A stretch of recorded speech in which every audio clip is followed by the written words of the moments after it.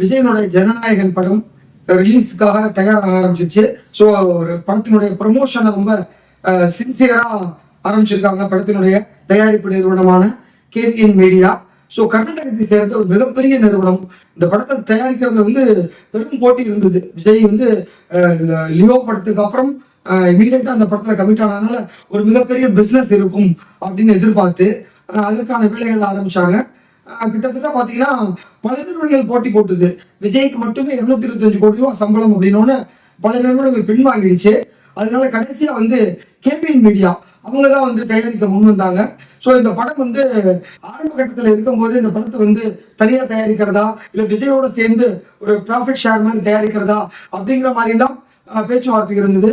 ஃபைனலாக KPN media வந்து ஒரு பெருந்தொகையை நாங்கள் கொடுக்குறோம், ஸோ 225 கோடி ரூபாயை ஒத்துக்கிட்டு இந்த படத்தை பண்ணுறோம் அது மாதிரி சொல்லி கமிட் ஆனாங்க. ஸோ படத்தினுடைய காஸ்ட் அண்ட் குரூப் பார்த்தாலே அதுவும் பிரம்மாண்டமான ஒரு காஸ்ட் அண்ட் குரூப். அதாவது விஜய்க்கு ஜோடியா வந்து நம்ம பூஜா ஹெக்டே வந்து கமிட் ஆனாங்க. ஸோ பூஜா ஹெக்டே வந்து இப்போ பீக்ல இருக்க ஒரு நடிகை. அதுக்கப்புறம் பார்த்தீங்கன்னா முக்கியமான ரோல்ல மமிதா பைஜு, பிரியாமணி உள்ளிட்ட நடிகர்கள் கமிட் ஆனாங்க. பட் வில்லனா பாபி தியோல் ஒரு முக்கியமான ரோல்ல களமிறங்கியிருக்காங்க. ஒரு பாலிவுட்ல கலக்கிட்டு இருக்க ஒரு வில்லன். ஸோ இந்த மாதிரி நடிகர்களும் பெருசாச்சு. மியூசிக் வந்து அனிருத், கேமராமேன் பார்த்தீங்கன்னா அவரோட ஆஸ்தான கேமராமேனு, அது மாதிரி ஒவ்வொருத்தருமே ரொம்ப செலக்டிவா உள்ள வர ஆரம்பிச்சாங்க. ஸோ ஹெச் வினோத் வந்து ஒவ்வொரு ஃப்ரேம் பை ஃப்ரேம் இந்த படத்தை செலுத்துற மாதிரி ஒரு வேலையை ஆரம்பிச்சாரு. காரணம் வந்து விஜய் வந்து இந்த படத்துக்கு அப்புறம் தீவிர அரசியலுக்கு மூவ் ஆகிறதுனால இந்த படம் ஒரு ஹியூஜ் சக்சஸ் படமா இருக்கணும். அதோட 650 கோடி ரூபாய் அப்படிங்கிற ஒரு பெஞ்ச் மார்க்ல இருக்க லியோவோட கலெக்ஷனை இந்த படம் பீட் பண்ணி ஒரு 1000 கோடி பெஞ்ச் மார்க் செட் பண்ணி அதோட போகணும், வெளியில போகணும் அப்படிங்கிற மாதிரி விஜய் ஆசைப்பட்டிருக்காரு. ஸோ அதற்கான எல்லா அம்சங்களையும் உள்ள சேர்த்து தான் கடந்த 1.5 ஆண்டுகளா இந்த படத்தை செதுக்கிட்டு இருக்காங்க. ஸோ இந்த ஆண்டு பொங்கலுக்கு, அதாவது 2026 ஜனவரி 9ஆம் தேதி இந்த படம் ரிலீஸ் ஆக போகுது. ஸோ இப்பவே அதுக்கான ப்ரமோஷன்ஸ் ஆரம்பிச்சாச்சு. ஒரு படம் பிஸ்னஸ் பேச ஆரம்பிக்கிறப்ப இவ்வளவு கோடி வித்தது வந்து இந்த படம் தான். ரஜினி படங்கள் பொதுவாக வந்து பிசினஸ் ஆரம்பிச்சோட சேவ் ஆகிடும். அது போல விஜய் படத்துக்கு அவ்வளவு பெரிய மார்க்கெட். கிட்டத்தட்ட இந்த படத்தினுடைய தமிழக ரைட்ஸை வந்து 100 கோடி ரூபாய் கொடுத்து வாங்கியிருக்காங்க.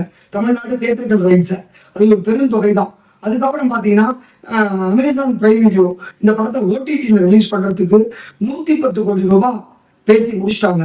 ஸோ 100 + 110 210 கோடி இப்பவே வந்தாச்சு.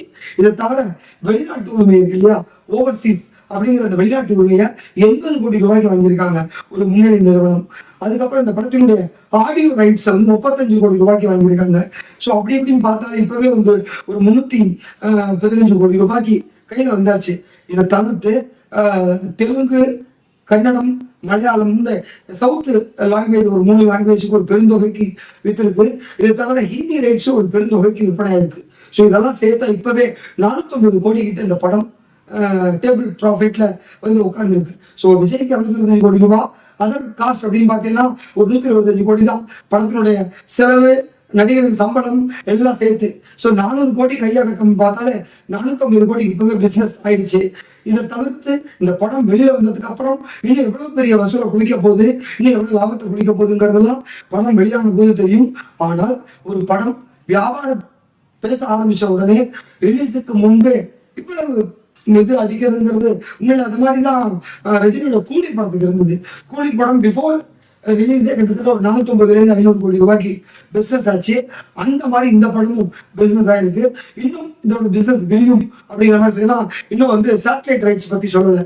ஸோ சேட்டலைட் ரைட்ஸ் எப்படி இருந்தாலும் ஒரு 70-75 கோடி ரூபாய் வித்துதுன்னா 525 கோடிக்கு மேலே போயிடும். ஸோ ரஜினியோட கூலி படம் ரிலீஸுக்கு முன்னாடி ஒரு 480-500 கோடி ரூபாய் மொத்தம் அப்படின்னாலே இது அதை தாண்டி போய் நிற்குமே. அதனால ஒரு ரஜினி படத்தினுடைய சாதனை முறியடிச்ச அப்படிங்கிற பேரும் விஜய்க்கு கிடைக்கும். அதனால ஜனநாயகன் படம் ஒரு மிகப்பெரிய வசூல் ரீதியா பேசப்படுற இண்டஸ்ட்ரி ஹிட் அப்படிங்கிற ஒரு பேரோட இருக்கிற படமா நிச்சயம் அமைய போகுது. அதற்கான எல்லா முகாந்தரங்களும் அந்த படத்துக்கு இருக்கு. அவ்வளவு ஒரு பொறுப்புணர்வோட ஹெச் வினோத் வந்து நிறைய டைலாக் வச்சிருக்காரு. ஒரு பொலிட்டிக்கல் கலந்த ஒரு கமர்ஷியல் படமா இது உருவாகிறதுனால விஜயனுடைய பொலிட்டிக்கலுக்கு ரொம்ப ஹெல்ப்ஃபுல்லா இருக்கும், அவருடைய கொள்கைகளுக்கும் கோட்பாடுகளுக்கும் ரொம்ப ஹெல்ப்ஃபுல்லா இருக்கும். அதனாலதான் அந்த படம் ஒரு எலெக்ஷனுக்கு ஒரு 2 மாதம் 3 மாதம் முன்னாடி கரெக்டாக ஜனவரி மாதம் ரிலீஸ் பிளான் பண்ணியிருக்காங்க. இல்லாட்டா இந்த படம் முடிஞ்சு அவங்க கொஞ்சம் வேகமாக போஸ்ட் ப்ரொடக்ஷன் பண்ணியிருந்தாலும் தீபாவளிக்கு வந்திருக்கலாம். தீபாவளிக்கு எந்த பெரிய படங்கள் இல்லை. விஜய் படம் வந்து சும்மா சிங்கிள் அன்னைக்கு அடித்து தம்சம் பண்ணியிருக்கலாம். அதுக்கப்புறம் டிசம்பர் மாதமே வந்திருக்கலாம். டிசம்பர் மாதமும் ஒரு பெரிய படங்கள் கிடையாது. ஸோ அதுவும் பிளான் பண்ணலை. ஜனவரி மாதம் அப்படிங்கிறது ஒரு எலெக்ஷனுக்கு முன்னாடி இந்த படம் வந்தால் மக்கள் மனதில் ஒரு மிகப்பெரிய அதிர்வலை ஏற்படுத்தும். விஜய் முகம் பதிவு மக்கள்கிட்ட அது நமக்கு ஓட்டாக மாறும் அப்படிங்கிற ஒரு கணக்கில் தான் அந்த படத்தை வந்து ஜனவரி மாதம் கொண்டு போனது. அதே போல் பார்த்தீங்கன்னா இந்த ஆண்டில் வந்து ஓடிடியில் நிறைய படங்கள் பெரிய படங்களோட ரிலீஸ் இருந்தோன்னு அவங்களும் வந்து எங்களுக்கு ஆஃப்டர் ஜனவரி இருந்தால் பெட்டராக இருக்கும். ஸோ 2026 முதல் படமாக ஜனநாயகம் இருக்கட்டும் அப்படின்னு கேட்டதுனால தான் அந்த முடிவு எடுத்திருக்காங்க தயாரிப்பு நிறுவனம். அது தவிர பார்த்தீங்கன்னா இந்த படத்தினுடைய ஃபர்ஸ்ட் சிங்கிள் கடந்த சில நாட்களுக்கு முன்பு ரிலீஸ் ஆச்சு. ஸோ தளபதி கச்சேரி அந்த பாட்டு வந்து அவ்வளோ ஒரு சூப்பர் ஹிட்டுங்க. அதாவது உடனே கேட்ட உடனே பிடிக்கிற மாதிரியான ஒரு பாட்டா அமைஞ்சுது. பொதுவாக விஜய் பாட்டு வந்து முதல் சிங்கர் வந்து அவரே பாடி ரிலீஸ் ஆகும். ஆனால் இந்த பாட்டை பார்த்தீங்கன்னா விஜயோட சேர்ந்து அனிருத்தும் பாடியிருக்காரு, அறிவும் பாடியிருக்காரு. ஸோ அறிவு வந்து பாடகர் கம் லிரிசிஸ்ட். இப்போ சமீப காலமாக ரொம்ப ட்ரெண்டிங்கில் இருக்க ஒரு பாடகர் கம் லிரிசிஸ்ட் அப்படிங்கிறதுனால இந்த பாடலை அவரே எழுதியிருக்காரு. விஜய் அண்ட் அனிருத் 2 பேரோட சேர்ந்து அவரும் பாடியிருக்காரு. கேட்க அவ்வளவு சூப்பராக இருக்குது. நிச்சயமாக படத்தில் இன்னும் பிரமாதமான ஒரு பாட்டாக இந்த படம் அமையும், இந்த பாட்டு அமையும். ஸோ தொடர்ந்து அடுத்தடுத்த சிங்கிள் வரத்துக்கு வாய்ப்பு இருக்குது.